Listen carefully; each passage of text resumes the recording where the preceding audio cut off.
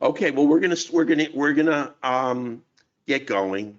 The session's recorded, so if you come in later or you miss it, you'll get it on a link. And I do want you to know that this is going to be a little bit of a different battle room. I'm going to step aside from looking at stocks and options because I wanted to provide you with a trading methodology that you almost never ever hear about. But it's really the one that makes the uh, that makes the big investors rich. Um, but well, we're gonna go through it step by step. But it's a little bit of a different trading methodology. Uh, in fact, it's a radically different trading methodology than the ones that you're constantly seeing and constantly being offered. Now, if it wasn't for my training, I wouldn't even know about it. Now, I just want to start with this disclaimer that all signals and trading opportunities that we provide are for demonstration educational purposes only. Everybody understands that trading is risky and you can lose a substantial amount of money. Never put at risk more money than you can afford to lose. Now, I want to start out really with the hype that's surrounding trading because and that's I'm going to use that to dovetail into really a very, very powerful trading methodology. And it talks about 99% in 24 hours, and this is even better. Roku 100% Monday morning. Um, a cannabis stock for people who haven't won the lottery. Now, these are all headers on emails that I just get. I don't, I guess I must opt in for them or I must go to the websites. A monthly income blueprint roadmap. The bottom line is they are methods which I don't believe work anyway, but what they're doing is they're hyping for you a get rich quick scheme where you're going to make 100% on your money in a day, or you're going to buy a cannabis stock and it's going to be like a $10 million winner.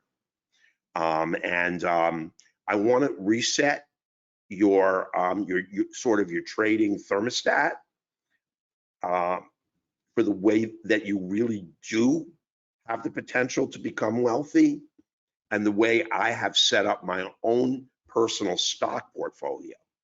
I take all the options trades I recommend, and we're going to go back to trading options, stocks and options, the following session.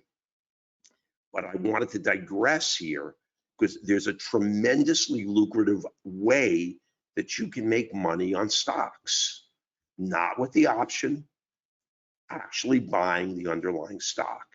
I want to show you how that works.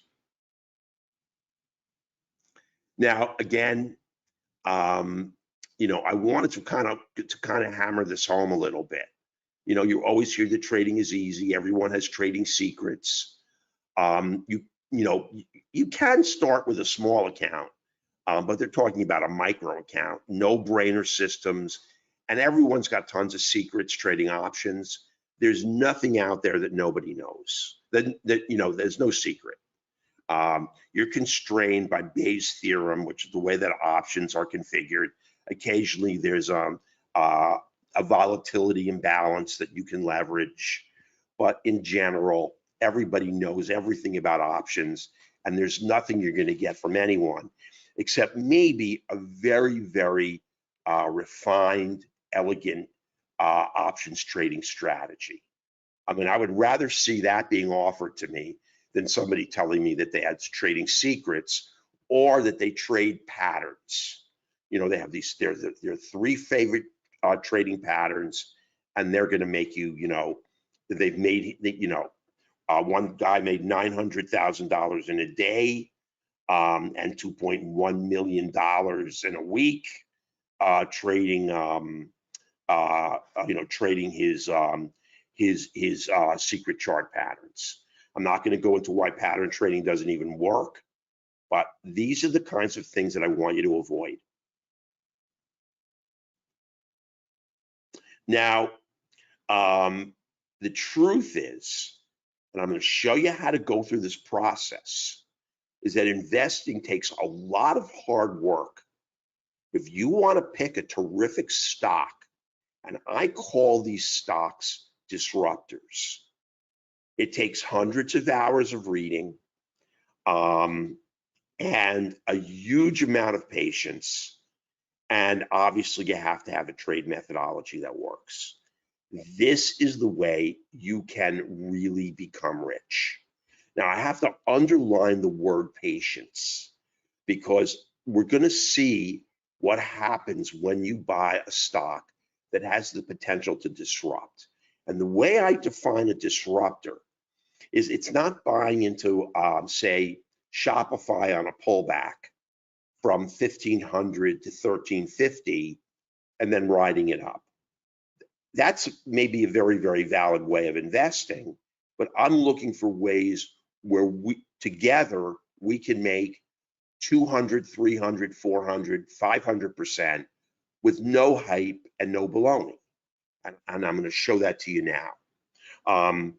If we want to talk about swing trading stocks on pullbacks, that's a completely different trading methodology and a valid one, but that's not what I'm focused on today.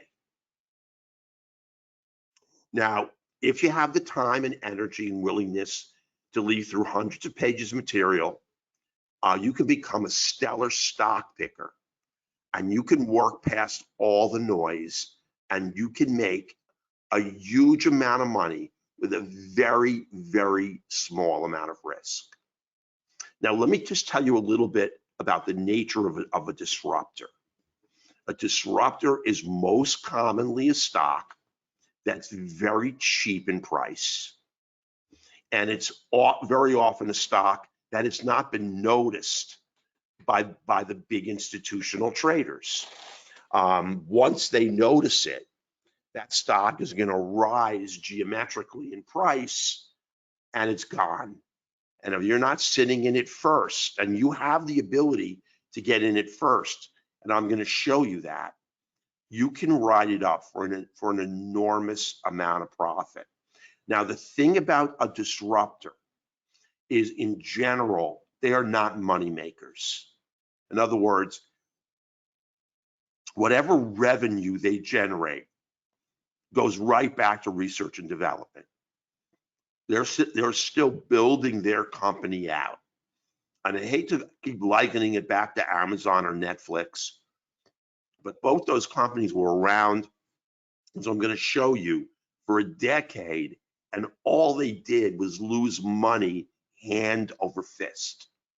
I mean, I remember Amazon. I mean, I was trading the markets in 1996 and 1997 when Amazon IPO'd and when Netflix IPO'd, and they lost money for years because they were disruptors. And Jeff Bezos just took all the money that he made and placed it back into the company. There were no dividends, there was no nothing. So the company always showed a loss from quarter to quarter to quarter. And the size of the loss, obviously you have a bottom line, you have gross revenue, but net profit was always zero. And the amount of money that they invested back into R&D was really a matter of how much money actually fell to the bottom line after expenses. So these in general are not money makers. That's why they're so cheap. But believe it or not, they're exceedingly small risk. Now, you must find a new stock with a disruptive technology. Now, they are out there right under your nose. And that's really what I want to talk about, is finding stocks with disruptive technology. Now, I bet you it's something that you've never heard before, because everyone else is telling you about 500% on an options trade, or an overnight doubler on a penny stock. That's all nonsense. And you're never going to consistently make money doing that. But if you find stocks with that you've done a lot of due diligence on that have really, really innovative, disruptive technology, you can make an enormous amount of money.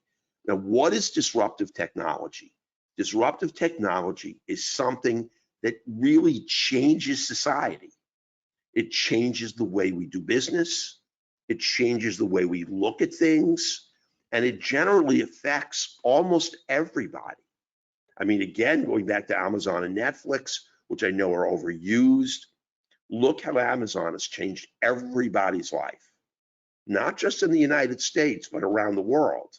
I don't know if Amazon ships to a lot of countries overseas, but it spawned its African clone, Jemiah.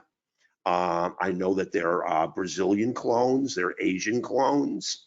So it's basically changed the world. Netflix, because it's a digital product, is available in almost every country. It has changed the way we do business. And one of the things I'm looking at when I look at AMC, I look at Cinemark, which are theaters, which are never, I don't think, ever again going to be profitable. I think that we're going to get is a massive reorganization. I think Cinemark may go bankrupt. Excuse me one second. I just want to get some water.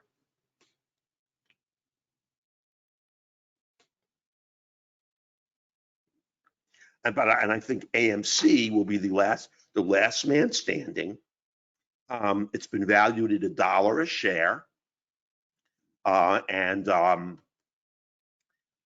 it's what we're going to have is just a few movie theaters that show one or two movies at very selective times during the day.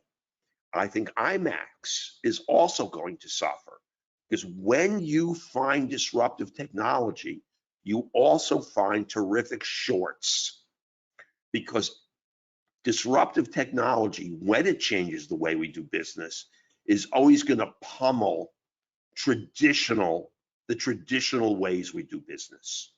So all this streaming media, and I don't want to go into Roku and all the streaming services we have, right down to Chips, to Disney, and all the other streaming services. I mean, they basically changed our lives, and they've changed the trajectory that we're going to see on stocks. The disruptive technology on Netflix and on Amazon, I'm going to talk about very briefly. Now, I wanted to show you a chart of Amazon, and here's what I want you to see as a very salient feature. Let's say you got into the stock around the year 2000. Now, 2000 was the internet bubble, and that's where,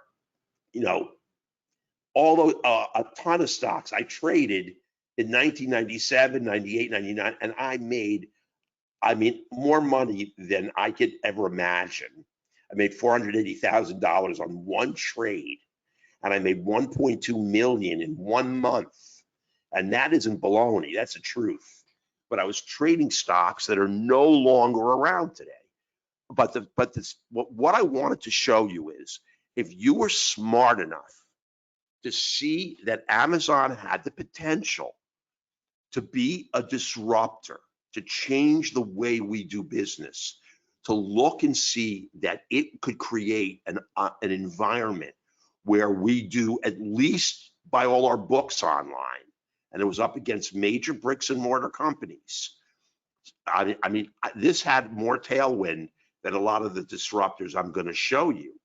You could have gotten it for $5.70 a share, and you would have had to sit with it for essentially 13 years, from 1997 to about 2010, before it started to get institutional eyeballs. Once it got institutional eyeballs, then its trajectory became geometric, and over the course of the next few years went all the way up to $3,688. Your initial investment of $5.77 because you held on to it just became an enormous amount of money. I didn't calculate it, but if you bought 1,000 shares, which would have cost you $5,000 and change, I mean, the amount of money you made is just enormous. That's the power of getting into a disruptor. And here's another one. It's very popular. We all know about it. It's Netflix. If you got in early, you could have gotten in at $4.18. This was in its early years. People were not sure anyone was going to go for the streaming service. It was breakthrough disruptive technology. Eventually it caught on, and look, what did it put out of business? If you would have shorted Blockbuster, you would have made an enormous amount of money. So we not only look at the disruptive technology, but we look at what it may sink if it has the potential to drive a lot of other companies out of business. Netflix ended Blockbuster. Amazon ended a lot of bricks and mortar companies. The online bookstores. I mean, it's put how many major department store chains out of business. I mean, it's taken Macy's stock from $75 a share. I think it's down. I haven't looked at Macy's recently, down to 15. Macy's, I think, maybe the last bricks and mortar big department store left standing. I think Nordstrom's, a lot of them are gone. JCPenney, I believe, is gone. I don't follow them anymore, but it's destroyed a lot of businesses. We're looking at the upside. As an additional way of making money, we always look at what it can destroy. But we're not going to be looking at that until the stock has begun its geometric move up. And once it starts to do that, we're going to look at what industries it's competing against and how it can destroy competitive businesses with a better business model. And it always used to annoy me because my kids would throw all those blockbuster movies under the bed. Then I would find out I had $190 in penalty fees. Just that alone was enough to send the stock up. No penalty fees. I mean, it was a great business model. So I just want to show you one that I took recently, and that was Xilinx. I bought Xilinx, and I'll show you all the metrics on it. Now, I made an enormous amount of money off this trade. Now, I bought this trade on an option. I don't recommend doing that. I recommend buying the stock because you never know what the time frame is. And the reason I bought Xilinx is I just read an enormous amount of material regarding what is the best chip to power artificial intelligence, to power those mechanisms which have an AI component. And it was without a doubt Xilinx. So I entered the trade. Now, I entered the trade at 64.50. I exited it when Xilinx hit 120. I bought a 1-year call at $75. The cost was $6.10. It was an out of the money call. The Xilinx was at 64.50, and I bought a $75 call. I sold the call for $27.45. I made 350% in profit. I had more than one spread, and I made $2,135 per spread. I mean, you can take these on an option, but Xilinx was really not an early disruptor. It was already around. The only way you can make this kind of profit, 350%, is by getting in on the stock, is by getting in on the disruptor before it makes any kind of geometric move. Xilinx had been around a long time. It hadn't done much, but it had really mastered and been acknowledged as having that AI chip that everyone would want, and it sent the stock rocketing. Once I sold the position, I dropped it from my watch list. So it isn't your typical kind of disruptor. A disruptor you may hold for the rest of your life. Now, in order to find a disruptor, you're going to have to define some of the sectors that you think are the hottest.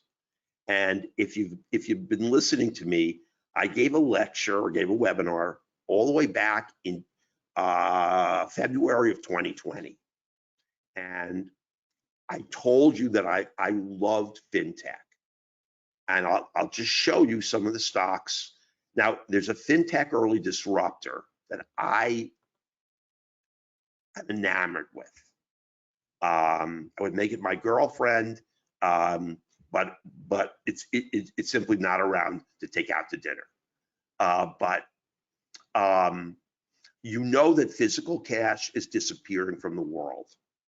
I mean, this is really widely known.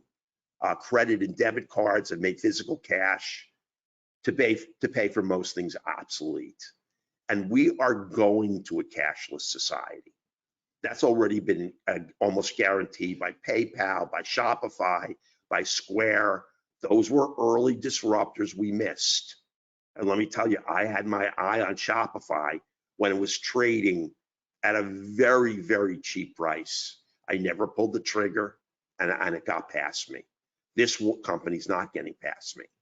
Only 14% of Americans use physical cash for most purposes, and I never use it.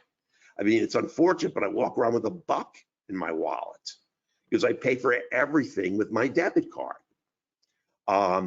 So there's the anticipation that within our lifetime, not in our children's lifetime, we may wind up essentially doing no business with cash because it's kind of a pain in the neck.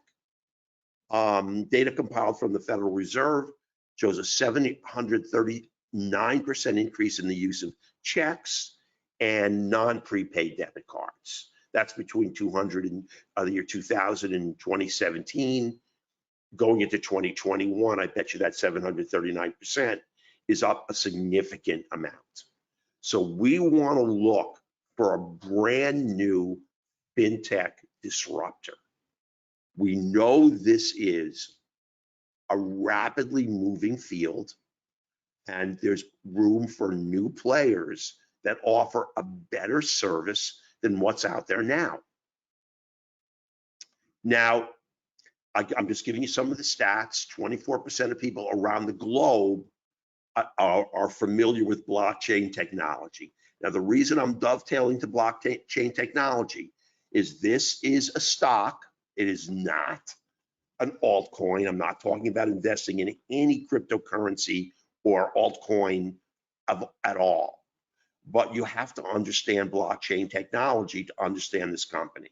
And that's why in the battle room, I always spend 2 or 3 sessions going over blockchain technology. Now, the worldwide fintech pie is $5 trillion.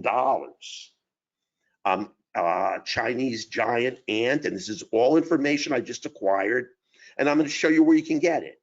It's not hidden. You just have to spend a lot of time accruing it. Ant Financial Services, the biggest fintech company in the world. It's worth over 60 billion and provides more than 10,000 fintech jobs. 46% of large companies consider AI to be one of the most relevant emerging technologies for investment.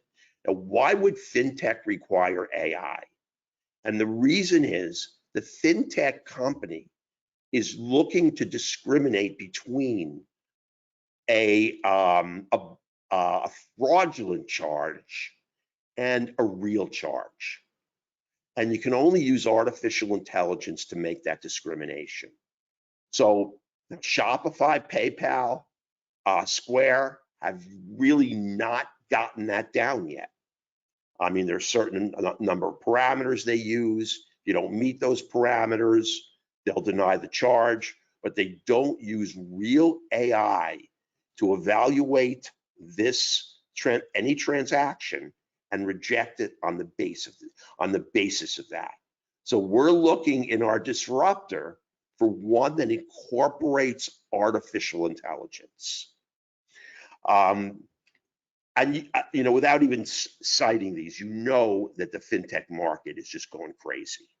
And I don't think anyone's going to be carrying cash within the next decade. That's obviously my guess, but the fact is I don't ever use it. Now, I would be willing to bet most of you out there hardly ever pull out a $20 bill to pay for McDonald's, or when you go out to dinner, you don't ever pay for dinner with cash. You just pay with your ATM card or with a credit card. Credit cards are terrific because you get bonus points, you get travel miles. So if you pay it off every month and you don't pay any interest, it's a tremendous advantage to using a credit card. Now, our credit cards and banks are connected to our smartphones. So it's really, really easy for us to do transactions that really essentially are components of moving money from our bank, which is a lot easier than moving money from your wallet. So finances and technology have intertwined, and I wrote, there's no stopping it. And I believe that 2020, 21, 22, 23 is still going to show us an evolving fintech sector. It's still relatively new, although right now certain companies dominate. There's plenty of room for a new and innovative company. Now, the companies, as everyone knows, are focused on developing innovative technology, online and mobile payments, big data, alternative finance, finance management. It's attracted an enormous amount of capital in terms of fundraising. I mean, people want, the big investors want to throw their money at fintech because it's very, very unlikely to fail. And if you look at the number of big banks that wanted to be associated with fintech, and now you look at Venmo, and you look at there's another way of moving money from bank to bank into your hands, bank through a transaction. There's Venmo, and there's another one. That's another company. It is not yet public. I'm waiting for Venmo to become public. But let me tell you, I want to see it when it becomes public. I'm waiting for its IPO. That could be another one of our disruptors, because Venmo has very, very unique technology that has not been incorporated yet into the standard fintech companies. And the number of banks now, like my bank, was forced to accept Venmo. Now, I do most of my banking at TD Bank. It's not the trading concern. It's just a regular bank. And for a long time, they resisted using Venmo. And there's another one, I just don't remember. My son uses Venmo, so that's the one I'm familiar with. I haven't done any research into it yet because it hasn't even announced a potential IPO. So until it does, I'm not going to do a deep dive into it until I have the potential for getting in on it. And that's another factor. Millennials, like my son, basically wake up in the morning and start using Venmo. When your kid goes to college, you're not going to be sending him money via Western Union. You're not going to open up a bank account for him. You don't need to. You open up a bank account for him local. And if he goes to college in another state or in another city, he can just access that account via Venmo. So that's something I happen to really love, and I'm going to be watching for it to eventually it's going to throw out an IPO. Now, just more metrics. London consisted of more than half of all fintech investments in 2018. And really the decision was to simplify regulations. And it was really, really good for that country. and it benefited greatly, and it still is, from having a lot less regulations than the United States on the fintech companies. And Mexico has become a leader. Brazil has become a leader. SoftBank in Japan has become a leader. They're all throwing a ton of money into this sector, and they're all looking to make it easier for regulations regarding fintech companies. So we know if we can find a disruptor in the fintech industry, we may have ourselves an enormous winner. Now, I just wanted to show you Shopify. Now, I went back as far as I could. This is a 2-year on Shopify. Now, Shopify just sat around, and this was not, this was sort of, it wasn't an embryo when we looked at it. It was a full term normal spontaneous delivery, and it was already making money. But you can see that nobody was interested in it for almost a year. And then when big money grabbed hold of it and the big institutions got involved, Shopify, well, it was trading at 409, and then it's now trading at 1,587. This is our own software on Thinkorswim. We got buy signals here, buy signals here. This was a wonderful move from 1150 to 1500. But this is a swing trading methodology, which I'm not going to be teaching today, just to show you that we had an easy shot at Shopify at 120 bucks to ride it all the way up to $1,500 a share. Now, this took place over the course, this is 2018, here's 2019. Now we're into 2021. So it's 18, 19, 20. It's 3.5 years. You don't make this kind of money overnight. You have to be patient. If your thesis is correct and this maintains execution, you just don't ever sell it. When it pulls back, this is the kind of company you may want to add a few shares to. I mean, if you own 200 or 300, add 100. This company is just going to go up. And I'm telling you, 2 or 3 years from now, it's going to be at 2,500. It is just growing in leaps and bounds. And remember that Shopify has not made many inroads in worldwide. Now, it's being prevented from getting it into some countries because they want to create their own fintech company. But I'm sure, I don't know if they could get into China. Get into China to be worth $5,000 a share. I just don't know that. But if regulations fall and this is allowed to spread to Europe, I know Europe has Orange, it's called. But just based in Canada and the United States, this could easily still double. But this is not a company we would be interested in. This is a mature company that's making money head over fist. I mean, we may have to wait 10 years to get this to double in price to $3,000, and it's too expensive. We don't care about it. We missed the boat on Shopify. Now here is PayPal, and it's trading down here at $72 a share. I mean, that is not a lot of money. If you buy 100 shares, it's $7,000. It's not peanuts, but you can buy 50 shares at 3,500. It goes up to 121. And then you could see today, it's all the way up to $300 a share, $309.14.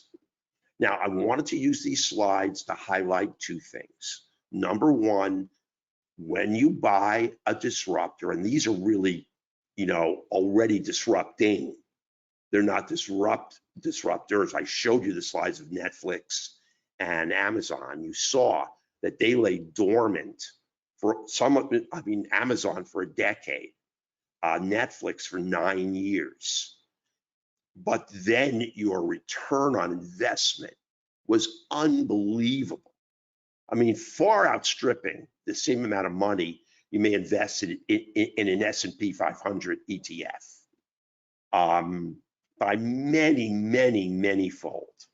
This is where institutional money gets in early, but we want to get in earlier than they do, both here on PayPal and here on Shopify. These are gone, and we're not interested in them, at least not for our purposes here. Now I'm going to show you some true disruptive technology, which I have ferreted out of the weeds and bushes, that I think has the ability to entirely disrupt an industry. Now, eventually when I'm done, I'm going to go back into the chat. Now, I'm going to give you two companies, but I'm not going to give you the ticker, because I've sent these stocks out already to certain people, and I don't want to step on their toes. But I want to show you what I look for, and then I'm going to give you a company and the ticker. Now, the company that I give you, I want you to know, is eminently tradable. I have just purchased it, and it's trading right around the purchase price. And I'm going to give you all the reasons why you should buy it. Now, this is what? Now, I think I ordered these wrong.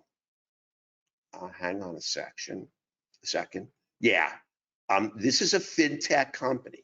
Now, you know that I love it, fintech. And so I'm always looking at fintech. Now, I'm going to sort of condense this and not just sort of read it to you, and I don't want to bore you to death. But this company has created incredible artificial intelligence that goes with each of its transactions.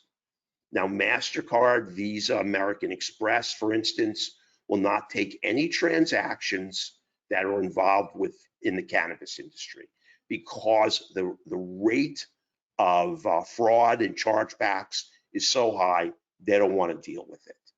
But this company has created enormous AI. They also have bought another company that has beefed up their AI. It's called Charge Savvy. It's a POS system. It has biometric technology to help prevent better fraud, and it adds processing volume. So they are set to be a unique merchant processor, a unique fintech company unlike anything else. Now, in addition, they've also developed their own altcoin. Now, the altcoin it's not a speculative coin.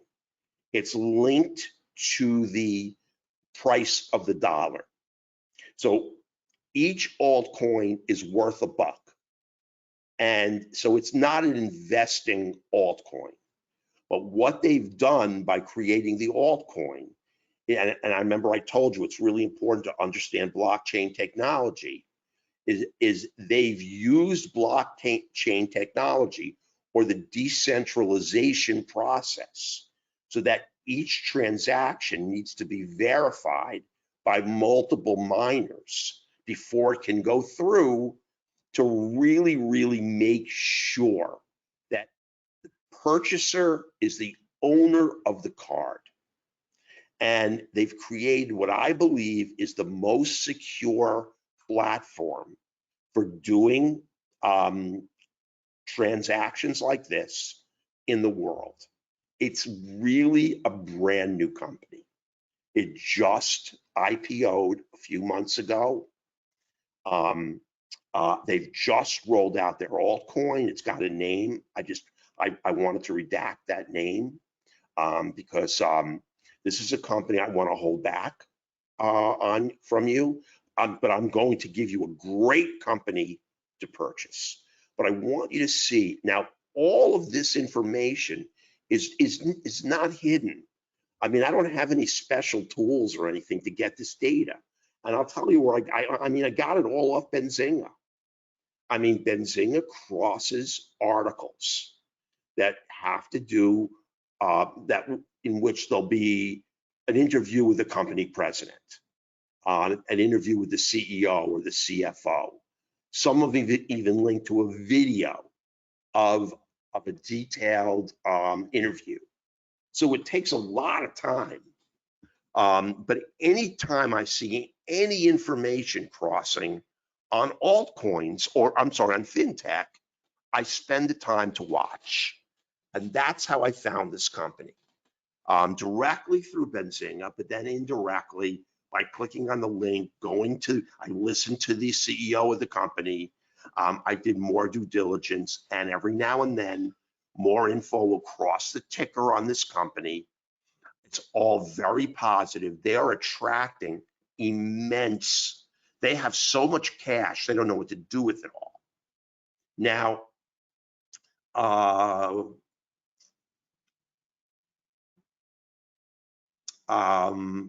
like I said, I don't want to just kind of regurgitate the slide, but there's very little risk associated with it. The token collateralizes their cash. So if they have $200 million in cash on hand, they will have 200 million tokens, and those tokens allow them to use the blockchain to verify a transaction. Now, here's where the transaction becomes unique besides its AI intelligence to ferret out fraud. The transaction's reversible. So let's say that you make a decision and you want to purchase something and you haven't received it yet. You know, you're going to buy a flat screen TV from a company like Newegg, and it's going to take 5 to 7 purchase days to receive. Well, you could potentially have the ability to use this platform to reverse the purchase and get your money back before you receive the product. There is no other fintech platform that allows you to get your money back. Now, I don't know what the constraints will be or what the rules are.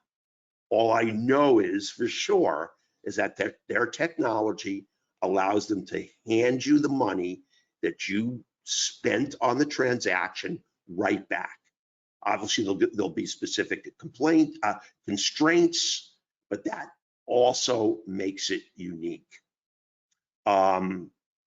Now, also, the transactions are faster than any other transaction on any other platform. Faster than Square, faster than Shopify, and faster than PayPal. They are lightning fast. And because they use blockchain technology, you know, Shopify charges you a percentage on every transaction that you make.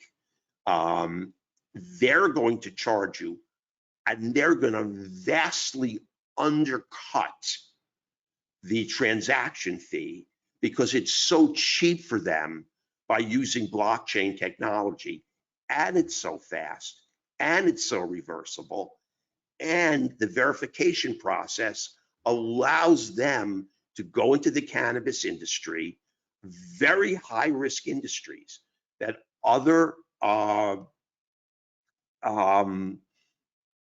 fintech companies won't touch. They're going to go right, they're going to seek them out and go right into them. So there are industries right now that are open and available that they could scale right into, that right now you cannot use a credit card, a debit card. If you want to go in, you got to pay cash. So you can see that it's setting up as a terrific potential buy. For me, I bought the company already, and it's very cheap because it has not yet made a penny. They just bought this company, Charge Savvy. They are pouring a ton of money into R&D, and they're just improving their product. It is not yet operational, and it is not yet in use. This is when you want to buy a company like this. This is a disruptor, because this again is going to change the way we do transactions. They're reversible. They're faster. They are really secure.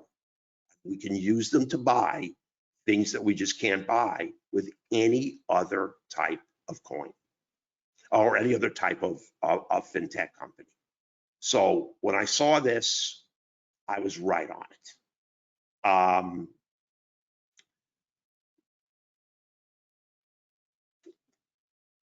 See, I actually put it right here. The coin operates a network through company platforms. Settlement times are instantaneous.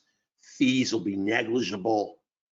The company token is collateralized so that every dollar they have is actually sitting in their as an altcoin, but the altcoin is equal to $1 in value.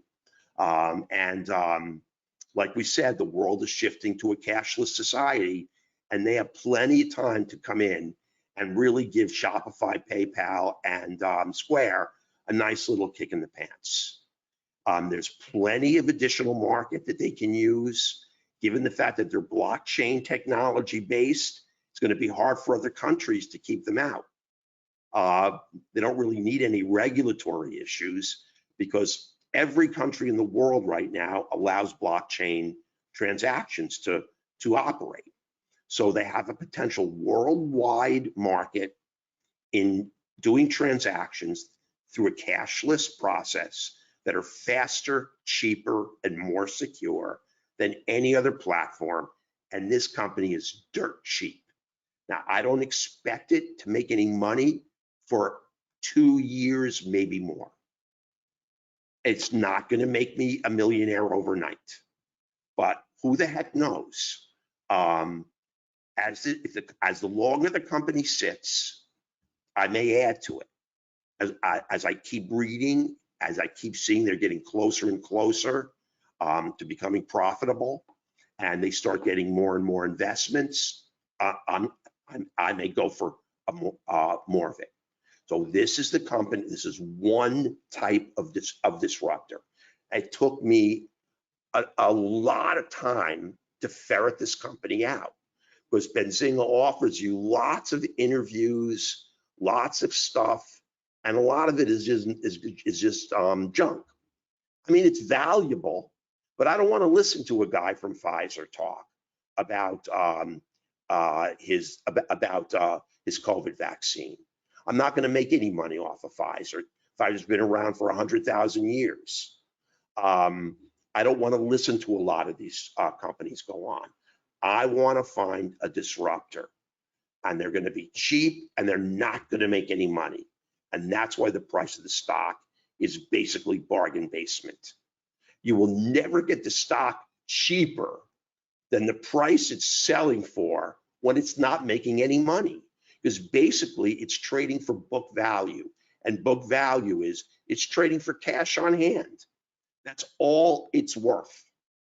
It can't go down much because it's got the cash to back up its share price.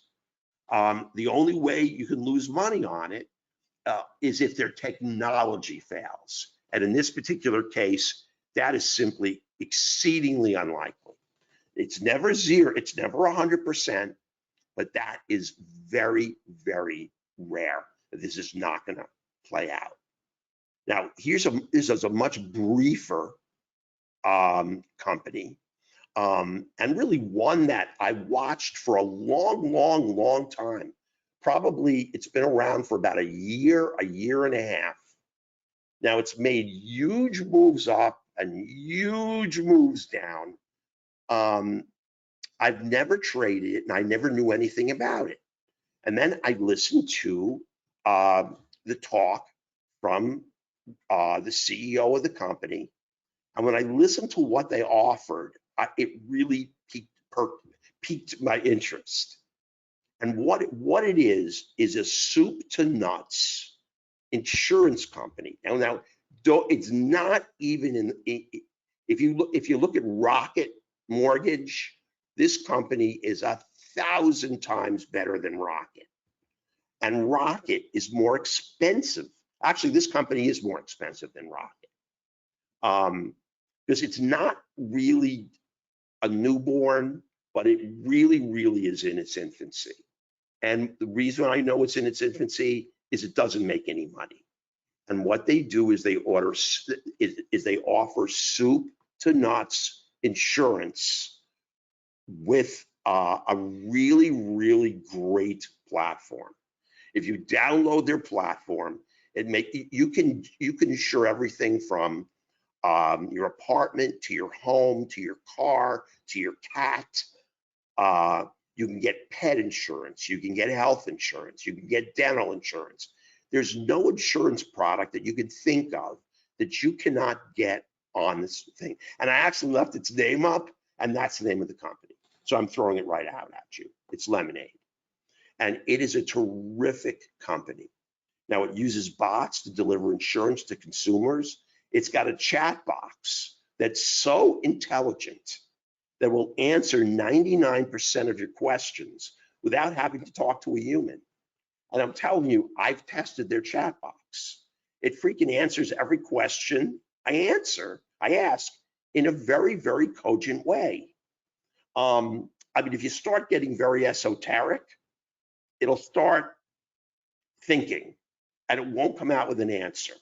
And then it'll refer you to customer service. But if you're talking about prices and the extent of their insurance products, it's an unbelievable company. And I believe this to be a disruptor.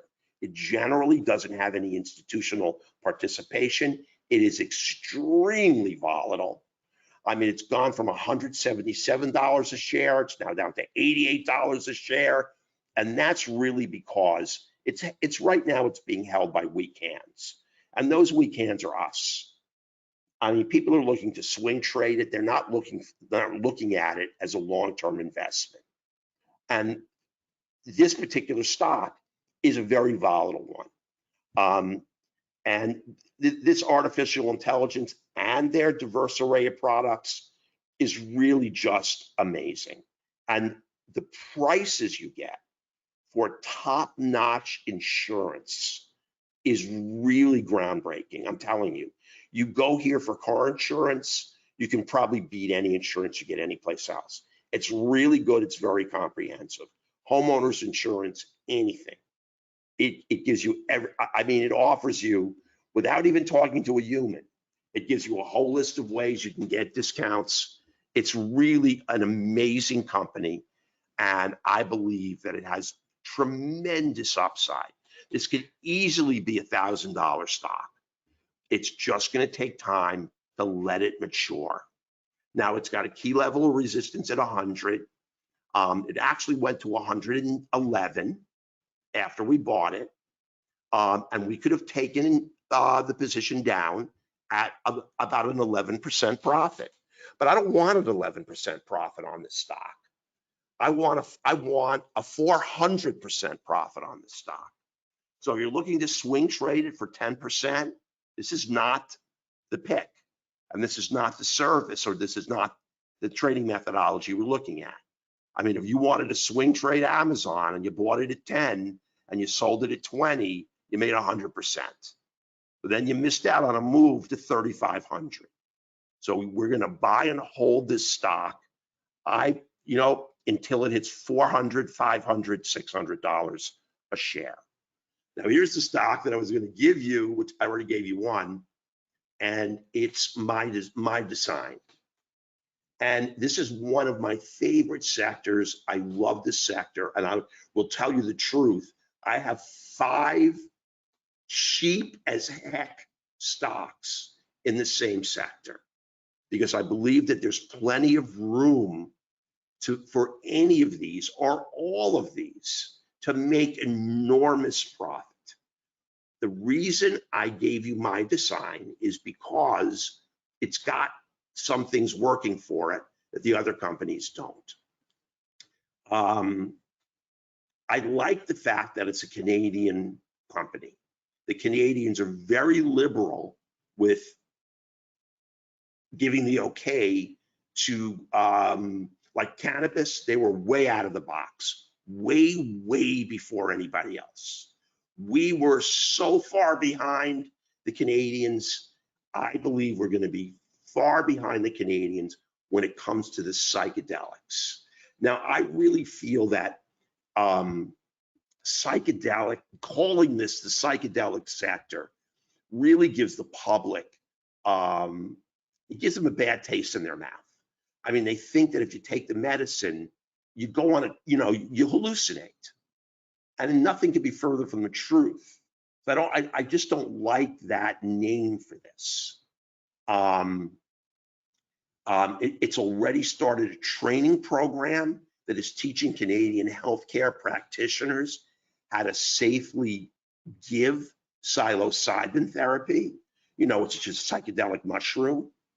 And now right now you can get it if you are a terminally ill patient. It is used to palliate a whole host of disorders. They will make a special adjustment for you. It's that subsection 56 of the Controlled Drugs and Substance Act. And right now, terminally ill patients can be treated with their psilocybin derivative. And we're going to go over the host of things that it treats. And with healthcare workers being trained to work with psychedelics in Canada, you know that right behind it is the approval of medicines to actually dispense to the general public. Now, I wrote 10 years ago something like this. I mean, if you asked me 10 years ago if we were going to be dispensing therapeutic psychedelic medicines, I would have thought you were on one, but not now. Now, this is a $1 trillion business because this has a worldwide audience. It will be dispensed from Canada to every country in the world. And you don't get high. There is no abuse potential. This is not an opioid. You have to have a clinical reason to take it, or it doesn't do anything for you. Now they're pouring billions of dollars into research. And like I said, it was granted to 4 terminally ill Canadians, or granted the legal right to use them. And once you sort of break the dam and you go to subsection 56 of their Controlled Substance Act, it's sort of like the dam up against the psychedelics that was a hole in it and it's leaking. So more and more patients are going to start requesting a subsection 56 use of the medicine. So we're sitting on the precipice, I believe, of the approval of these medicines in Canada for certain therapies. And I like this. Like I said, you're going to see what it costs. It's really cheap because everything that it's doing is going back into research and development. Now you can see there's similar companies. It's got a whole bunch of medicines that are right now in phase 2 clinical trials. And they're all being done in Canada. They're being done at Leiden University, the University of Alberta, Royal Ottawa Hospital, Western Ontario University, and they have tremendous efficacy in treating PTSD, post-traumatic stress disorder, in treating certain forms of depression, in treating anxiety disorder, in treating post-stroke myoclonus, is where, after you have a stroke in certain people, the muscles, since they are no longer innervated by nerves, because that part of the brain is no longer operational, it just twitches, and it's at the very least, it's embarrassing. At the very most, it can be very, very painful. Now, the number of people who suffer from anxiety disorder and stress disorder, not PTSD necessarily, who are right now, they're on benzodiazepine medicines like Valium, Xanax. You're talking about, I don't want to say 100 million patients, but if we talk worldwide, benzodiazepines are enormous. Now, this is all pharmaceutical grade. It's naturally sourced, comes right from the mushrooms, and they don't put much else in it. And so it's extremely safe. The abuse potential is negligible, because if you don't, because you just simply don't habituate. There are no benzodiazepine receptors in the brain, and that's the problem with benzodiazepines. You use them for a period of months or years, your benzodiazepine receptors in the brain start to proliferate. You get 10 times the number of receptors that a person who's never taken the medicine has. And then when you withdraw the medicine, all those receptors are hungry to be stimulated, and they create withdrawal, and they create a whole host of problems, and patients just don't ever want to get off of them. And we're not talking about patients who use them to abuse them. Patients will take 5 Xanax or 5 Valium because they just want to get high. We're talking about people who have real psychological disorders, either anxiety or stress disorder, post-traumatic stress disorder, post-stroke myoclonus. And I'm telling you, the list is really long. Now, the company has a number of medicines in phase 2 trial, and I told you the institutes where they are being done at, all in Canada. Now, it's starting to gather evidence that Canada is going to go back down the road to legalization of these psychedelic medicines.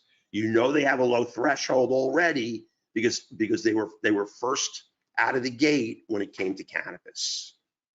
Now, My Design ran a first of its kind microdose study at McGeary University in Australia. It's sponsoring preclinical animal work at the University of Maryland, aimed at understanding the physiological mechanisms of the compound. And it's finalizing plans for late-stage addiction studies, patients who are addicted to opioids and benzodiazepines. The company acquired MindLeap, which was a huge step forward, because now they can do digital healthcare. So you don't even have to go to see your doctor. You may need an initial consultation, but in order to be maintained on it, all you have to do is go on your phone app and FaceTime with your doctor. And they did that through MindLeap, and they paid $41.4 billion, and now they're in the telemedicine market, in the psychedelic market. And I think this has the tremendous potential to be an enormous stock, to get first mover status in the psychedelic industry, and to really to be a home run. Now that app is HIPAA compliant, and it's available to download on Android and iOS. They have both of them right now. Doesn't do anything because it's just going to be for healthcare workers involved in prescribing psychedelic medicines in that market. But at 40 cents or below, this is a terrific stock. Your downside risk is small. The risk of an execution error is really minimal. I mean, I didn't put up all the geniuses. There's guys from Yale involved in the company.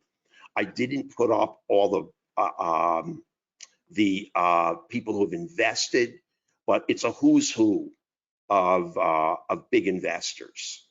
So, but it still hasn't gotten any traction from the institutional traders because they don't want to buy an over-the-counter stock. Remember, an OTC stock does not have to produce a quarterly report. We're never going to get a great handle on how much money they're making or losing. So we obviously are taking a risk. We're taking a 40-cent risk on the stock. And remember, this is the kind of stock you can always buy on the way up. You can't buy futures on the way up. You can't buy Forex on the way up. And you can't, it's a very bad idea to add to options on as a stock moves to the upside. But these kinds of positions, you can very safely add to the upside. If this goes to 80 cents, I would buy more. If it came back to 60, I wouldn't care. If it dropped to 20, I would buy more. As long as I believe the thesis is intact, and there's a lot of information that comes across the ticker every week on this company, I say every other week, I'm going to maintain my position in it. I want to be in at 40 cents when the stock is trading at 400 or 500. Now, it may be pie in the sky, I'm telling you right now, but it certainly has the potential to do that.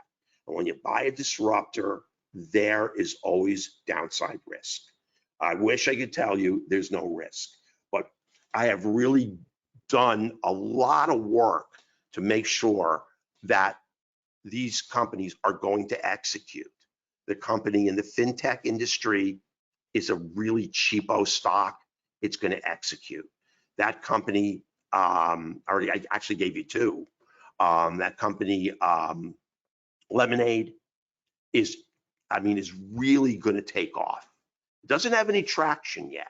I don't see it on television. I don't see it marketing heavily. That's because it is sinking most of its money into research and development. When it starts advertising, and it starts, this is just what Jeff Bezos did. I mean, that company was, Amazon was around for 5, 6, 7, 8 years. You never saw an advertisement for it anywhere. You never saw on TV, hey, buy a book on Amazon. All he did was sink money back into the company for R&D expansion to different products.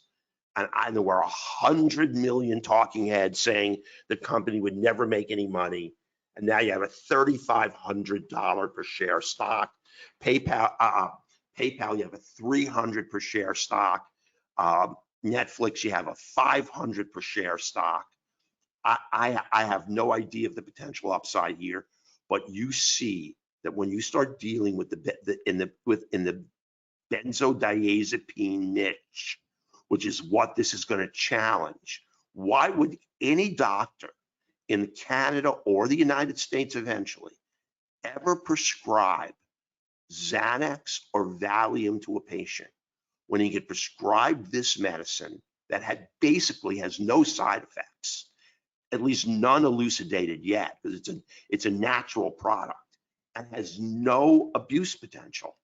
No one's ever going to get addicted to it. If you can taper the medicine and stop it in a week, and they're not going to crave it. If their anxiety is cured, they're never going to ask for it. So I see it as a monster market.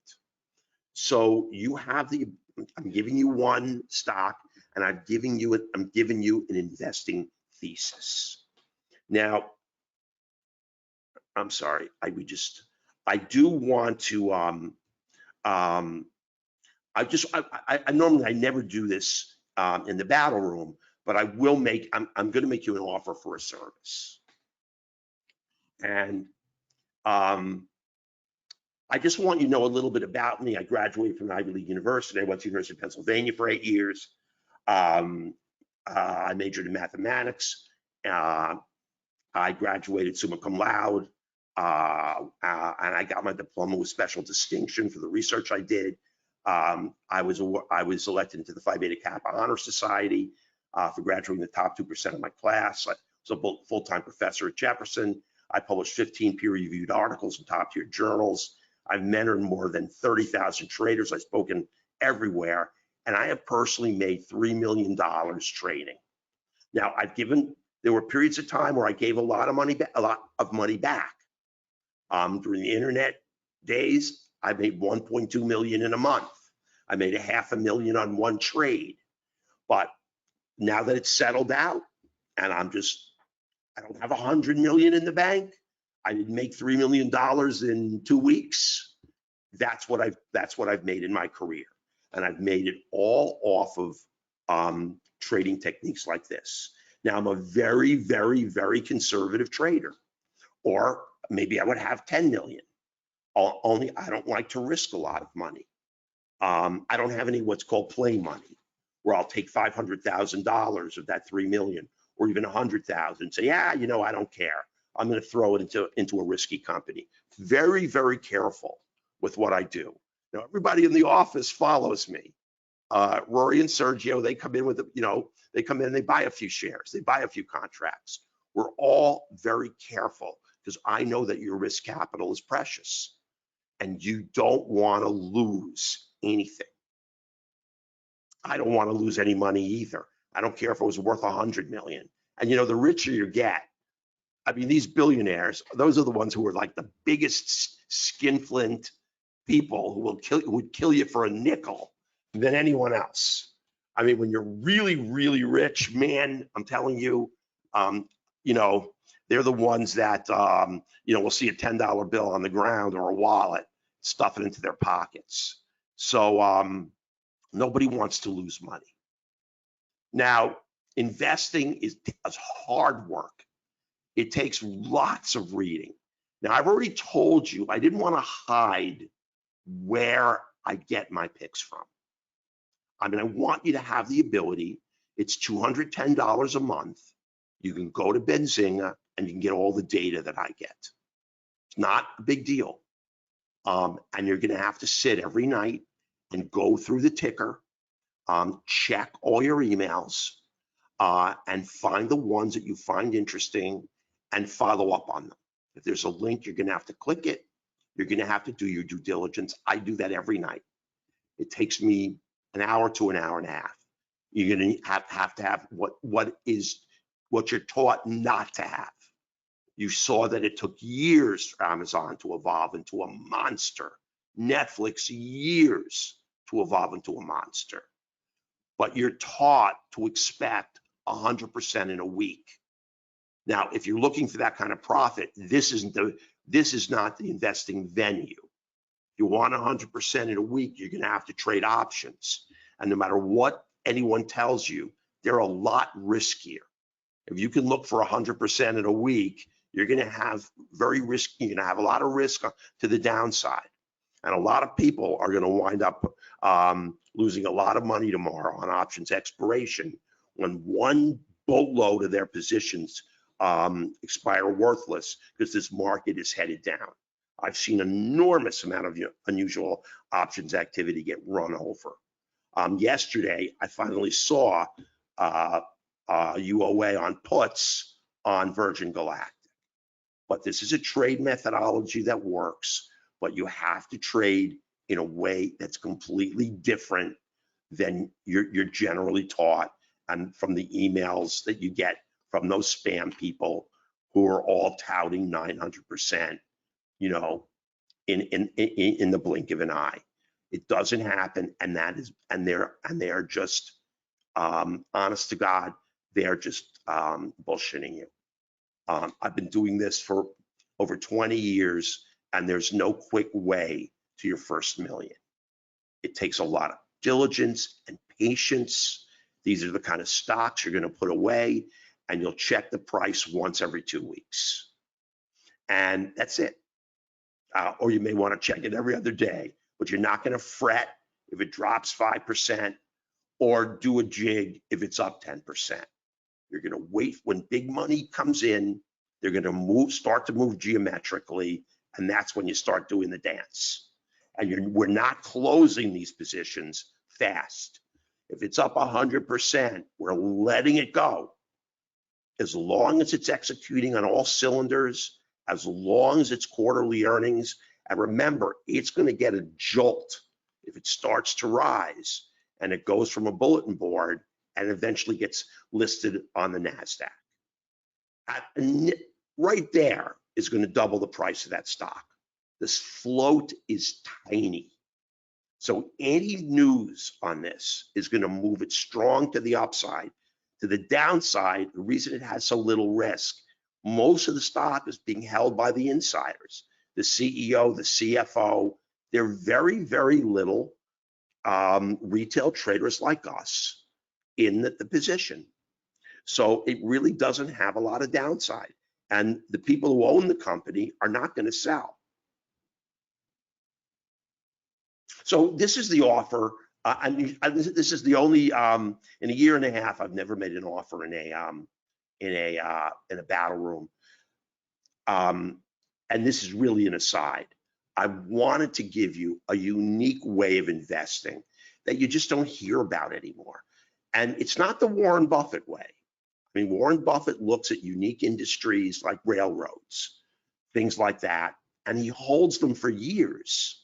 That's something we may do, but he doesn't look for disruptors. He looks for solid industries that he believes have the potential to move up in price. But he's got a couple of billion to invest. We don't.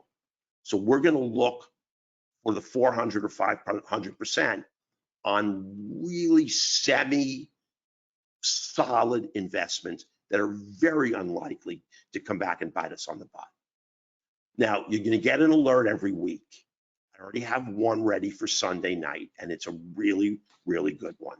I already gave you two, and each one of them, when you get the newsletter, you're going to see all the ones that I've recommended in the last month. And you're in the position to take all of them. I'm going to do a crash course with you. You're going to get a bonus. My 5 stocks to buy and hold for this year. You're going to get a trading mentor to help you. And the offer is really good. And here's the thing that I wanted to make. It's $1,497, which isn't cheap, but it comes with a 60-day money-back guarantee. If you buy it by tonight at midnight, you can simply call us up or send us an email and say you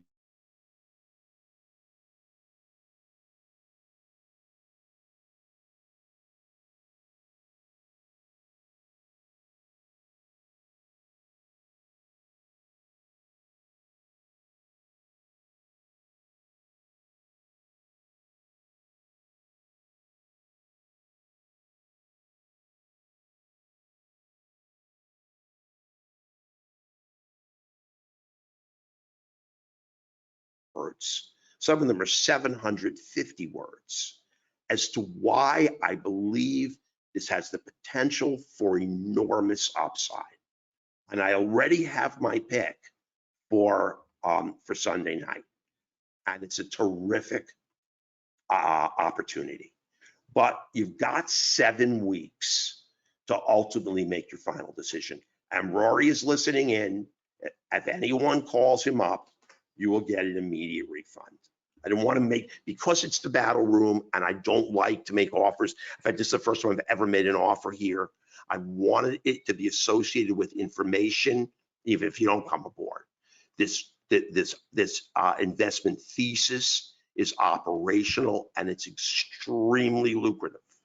Only it takes patience and a lot of diligence. If you want me to do it for you, and you get lifetime access, I'm going to send you a pick every week for as long as I'm breathing, which hopefully will be many, many, many years.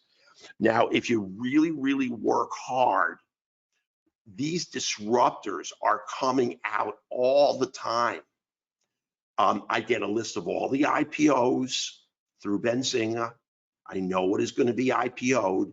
Usually a stock that's IPOing is too late. You usually want to get the stock pre-IPO, but not always. If it IPOs and it's making no money, and it's still got a long way to go before it matures, I do due diligence on every stock every week that is coming up for IPO status. I look at the IPO price and I do a lot of work on it. If they're really profitable companies, we're not going to look at them. I want a speculative stock with the potential for tremendous upside. Again, also, it's got to be a disruptor. I don't want to buy another company, in an industry that is just saturated with companies. That's never going to make us that much money.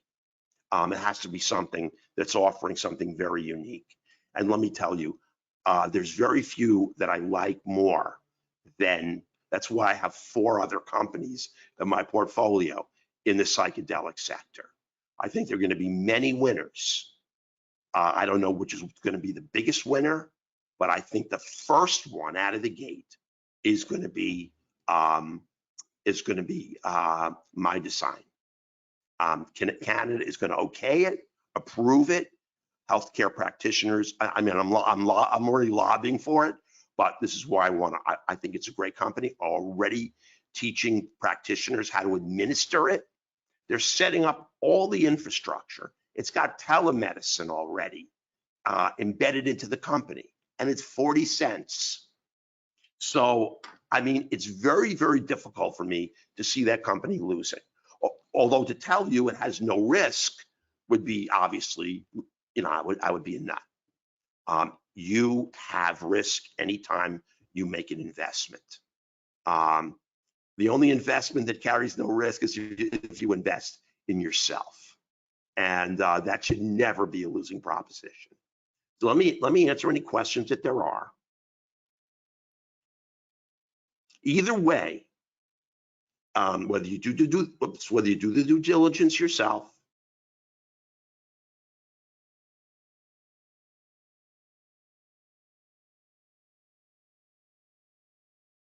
or whether you let me do it for you, or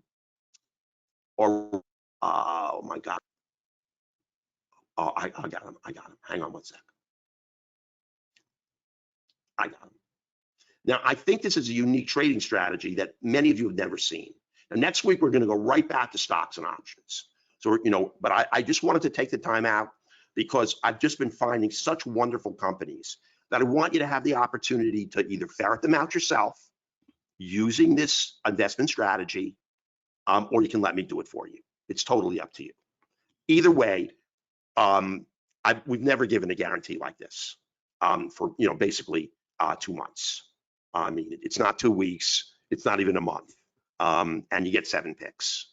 So if you don't like them, you can return your money after 1 day. It's up to you.